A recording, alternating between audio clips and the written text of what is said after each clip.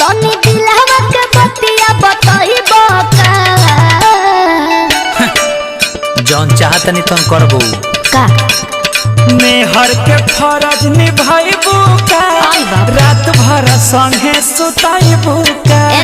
मेहर के फरज निभाइबू का सब मुंह बनाल छोड़ा दे संगे सुताइबू का